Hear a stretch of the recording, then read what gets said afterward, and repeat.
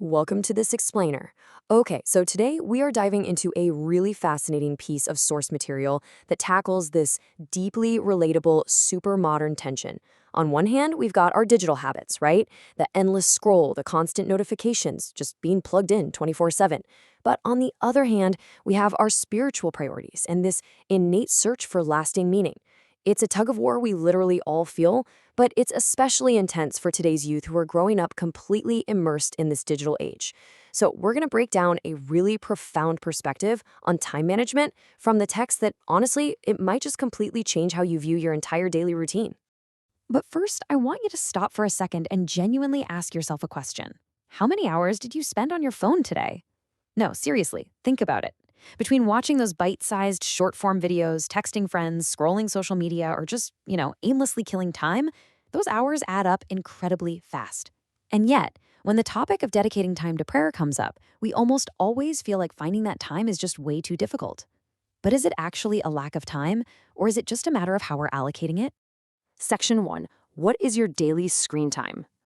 We live in this incredibly fast paced modern reality, which naturally leads us to the absolute most common modern excuse: I have no time. It is so easy to say. But the source material challenges this excuse head on. It totally validates that, yes, everyone, and especially young people who are trying to balance school, social lives, and the endless pressures of the internet, feels constantly rushed. But it also points out a pretty harsh truth. While we claim we have absolutely no time, hours are just quietly slipping away while we scroll. For youth specifically, screen time can easily eat up 4, 5, or even 6 hours a day without anyone even noticing. The time is absolutely there. It's just being quietly absorbed by our screens. Section 2. The 24 gold coins metaphor. To really wrap our heads around this, the source text offers this amazing perspective shift. It takes the fleeting, abstract concept of time and turns it into something totally tangible. This actually comes from a classic text known as the fourth word. In this metaphor, we're asked to imagine that every single day we are handed exactly 24 gold coins as a finite capital. Just picture waking up every single morning and finding a little pouch of 24 gleaming gold coins sitting right there on your nightstand. That is your daily allowance of time, 24 hours. And once a coin is spent, it's gone forever. There's literally no way to buy it back. And what's really fascinating about this daily capital is how it gets distributed. It is given out equally to absolutely everyone. To the student stressing over exams, to the worker grinding out a long shift, to the wealthiest CEO, and to the poorest individual. Time is the ultimate equalizer. No amount of money, power, or status can ever buy a 25th hour in the day. The only difference between any of us is how we choose to spend this precious, finite daily allowance. Section 3. The ticket for the eternal journey. Prayer. Now, the metaphor doesn't just stop at the gold coins. It actually maps out the entire human experience. It takes these huge, abstract theological concepts and grounds them into very tangible ideas. The 24 gold coins, as we know, represent our 24 hours. The station in this metaphor represents the grave, which is the inevitable end of our worldly time. And the ticket? The ticket represents prayer, or namaz. It is just such a brilliant way to conceptualize our spiritual duties. You're basically preparing for a journey. Because you see, the station, the grave, is an inevitable stop for every single human being. But the source material emphasizes that it is not the final destination. Not at all. The journey continues far beyond it, from the grave to the resurrection and finally into eternal life. It's a continuous, unending journey that lies ahead for every single one of us.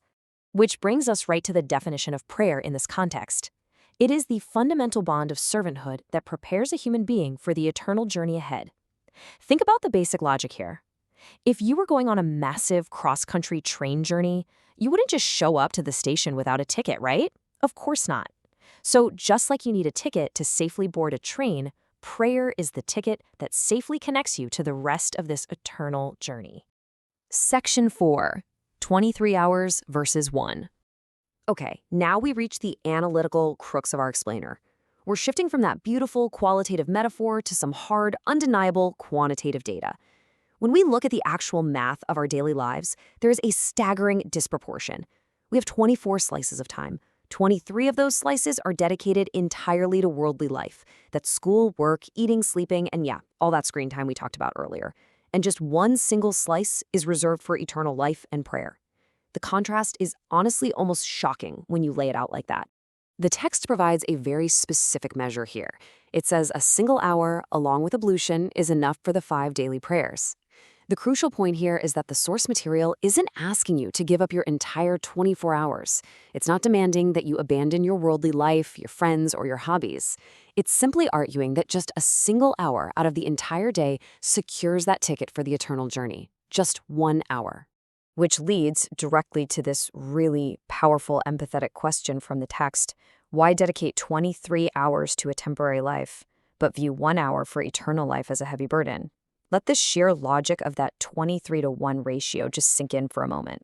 For young people who can so easily spend 3 hours straight watching short-form content on their phones without even breaking a sweat, why does stepping away for a total of 1 hour across the whole day feel so incredibly difficult?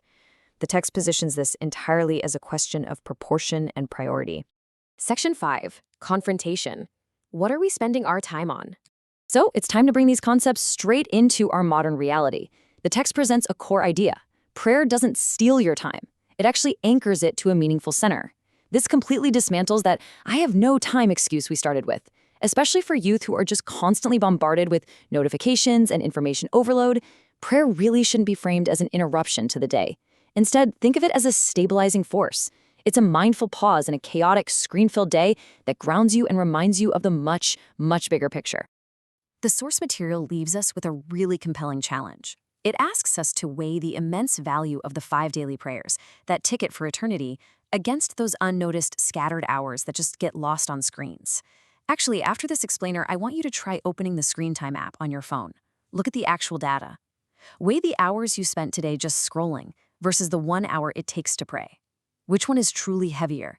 Which one is actually draining your precious capital? We're going to leave you with this final lingering thought. Every single day, you get 24 gold coins. But time is a capital that never, ever returns. The ticket for today can only be bought today. So how much of that capital are you converting into something permanent today? Thank you so much for joining us for this explainer. Keep thinking about those 24 coins, and we'll see you next time.